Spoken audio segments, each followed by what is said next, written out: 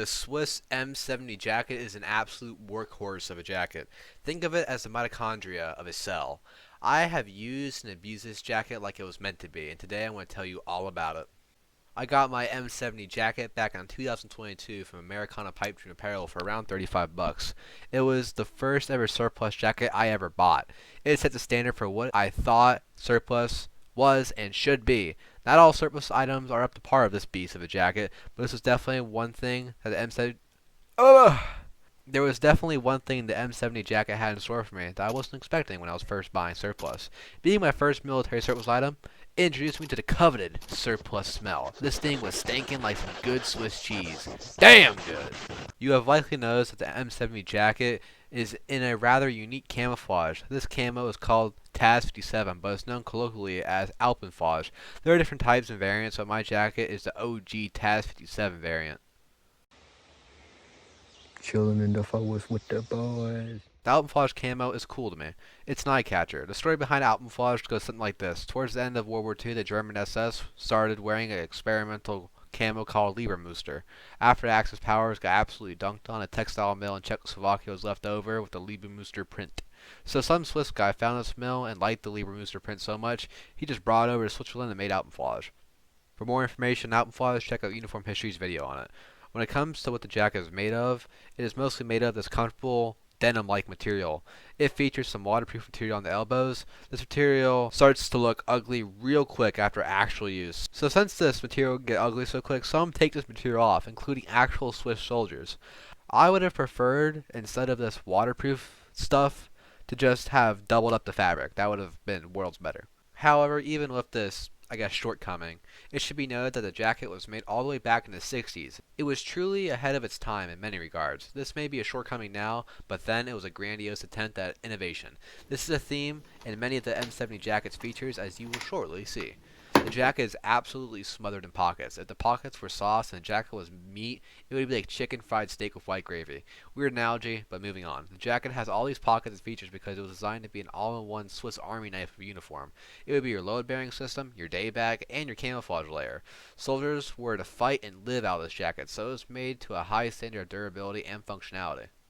And before I get caught up in discussing the pockets, the jacket is closed by 4 metal snap cap buttons and a BSC zipper. To start with the pockets, you have 2 lower torso pockets that are closed by metal snap buttons, and unless stated otherwise, all pockets are closed in this manner. Also, I will be using canteens to measure the capacity of the pockets. These pockets can devour a USGI 1-quart canteen. You can fit one, no problem, and close the pocket. You can fit 2 canteens if you leave the pocket open. Just behind the left torso is a hidden pocket that is closed by a zipper. This pocket can fit 1 canteen. Also, while talking about hidden pockets, there is a clothing pocket that runs about halfway down the jacket that can hold clothing and soft stuff.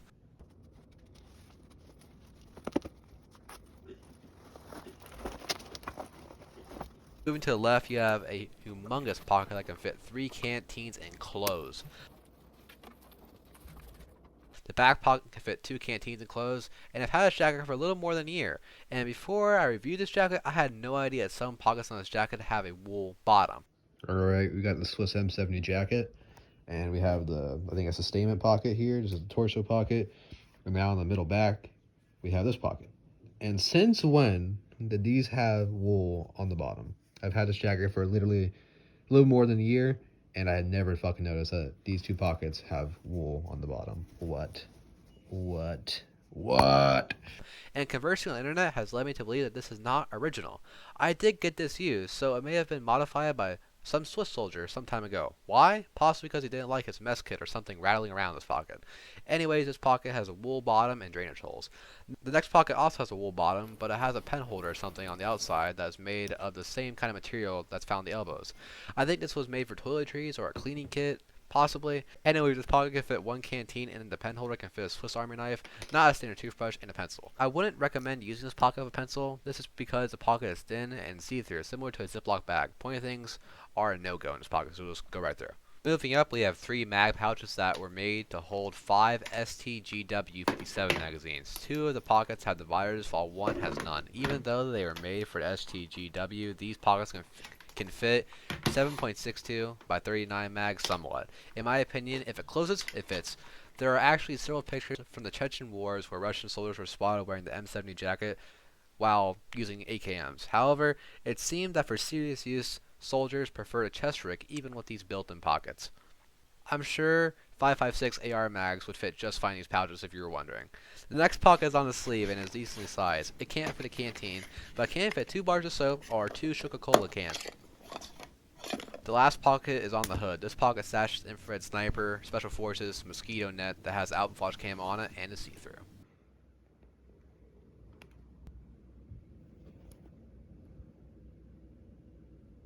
Also, as an honorable mention, there are 2 sort of pockets on the inside where you can stash the suspender strings in. These strings can attach to the TAS-7 suspenders, Buckles here because hell yeah, on the why not? suspenders and basically attaching the field jacket to the suspenders. As so, pretty neat. So all in all, the pockets on this thing are very utilitarian. They all did have an assigned purpose. To find out more, check out Uniform History's video or check out Dale Stgw's video. In theory, you should be able to carry over 9 1-quart canteens while still being able to close the pockets. That's over 2 gallons of water you can fit in this damn thing. So here is an excerpt of Dale, the Stgw dude's video. And this video is called 1961 Swiss Combat Uniform Vintage Film with subtitles, where the narrator gives the purposes to the pockets. So, here's a little excerpt. L'ordre « Faites votre pactage » pour le fantassin équipé du nouvel uniforme de combat correspond à « Remplissez-vous les poches » et il en a 24 à sa disposition, dans certaines desquelles il met son linge personnel et dans d'autres des grenades anti-char. Plus de sacs à pain pleins de miettes séchées. Plus de cartouchières pleines de cigarettes. Et les grenades, rien dans les mains, tout dans les poches. Le casque est recouvert d'un capuchon qui protège également la nuque, tandis que le visage est caché par un filet anti-infrarouge.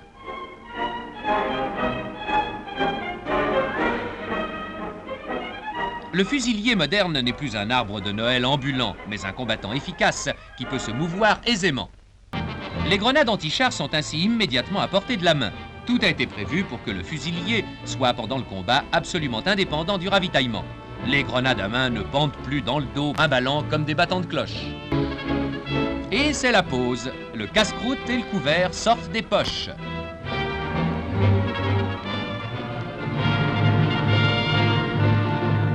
Dont une pourrait également contenir une gourde d'1 litre. Et comme chez nous, il arrive de pleuvoir, on a prévu une pèlerine dans une poche du dos. Celle-ci est imperméable, bien sûr, contrairement à l'uniforme lui-même, qui deviendrait, s'il l'était, une véritable étuve. Ce costume 2 pièces sert donc à la fois de camouflage, de protection de l'uniforme habituel et de magasin ambulant. Bientôt, toutes les unités combattantes en seront octroyées. As for other features, you have 2 epaulets for displaying rank, a hook link that you can attach a helmet to or hang your keys. 2 metal loops on each side of the chest for hooking the backpack. My backpack has been fitted with the Bundeswehr suspenders to be worn standalone. This is not the way it is originally. You also have 2 belt holders that keep a belt in place. There are 4 ventilation holes inside the jacket in the same area as the belt loops. There is an elastic drawstring on the bottom that you can secure with buttons. There's an extra button right beside the left mag pouch. There's a hood that has 3 modes. Here you can see me adjusting the hood from all the way completely unbloused to starting progressively getting more bloused and more purdy. There's a hood that has 3 modes. Droopy, not so droopy, erect, and put away. Also, there's supposed to be a drawstring to tighten the hood, but my jacket doesn't have it, leaving these empty holes in its wake. There is also a collar that comes up like a turtleneck that has 3 buttons to adjust tightness. On the sleeves there is elastic cuffs and a zipper to roll up the sleeves. There is also a storm flap, plastic reinforcement on the BSC zipper, and lastly there's a loop for hanging the jacket. When it comes to sizing, the jacket fits me well as a US large. However, like many people, the sleeves ran quite short for me, or at least on my jacket. This is because the jacket was meant to be worn over a wool uniform or something like that. Cet uniforme se porte aussi bien sur un petit maillot de corps que sur la tenue habituelle en hiver. Anyways, inside my jacket is a 52, which is the size, and a stamp of some kind. It is beyond faded, but I do think I was able to discern a possible number 68 out of it way back when. For me, the jacket doesn't drag me down, but if I gave it to my mother, she would dislike wearing it because it is heavy. Some sources estimate the jacket to be around 2 kilograms or about 4.5 pounds, but personally, the weight doesn't affect me that much. Okay, maybe it does affect me when I'm doing pull-ups, but that's besides the point. As stated before, this jacket is durable. I have used this jacket for everyday use for months on end. Yes, there are some places where there are loose threads, but nowhere is there a complete failure of stitching. I used this jacket majorly for the first time when I was moving from Arizona to Michigan. I had all the stuff I needed in my jacket so I wouldn't have to go digging in my suitcase, which was actually like a U.S. Army sea bag. So I had my wallet, my keys, charger, gloves, hoodie, etc. all in my jacket, which was quite convenient. This jacket kept me comfortable in the late winter of Arizona and Michigan. The next major use was when I started to play Airsoft in it. It held up stellar while I was running in the forest and defending rocky hillsides. The most obvious sign of use on the jacket was the continued degrading of the waterproof elbows. Also, as for mobility, the jacket isn't constricting at all. Even through all the shit I've put this jacket through, it has held up and will continue to be my go-to milsurp item if I found myself being questioned with what is the most functional piece of surplus I own. All in all, this jacket is worth the money. 10 years ago, you could get this jacket for 10 to 20 bucks. These days, you can find them for 30 to 50 bucks. If I had to put a price on it, I would sell mine for what I paid for it. 35 bucks. There's not many jackets built to the spec of the M70 jacket that have even half the features for the price. So, get one. Men want one thing and it's disgusting. Chilling in the forest with the boys.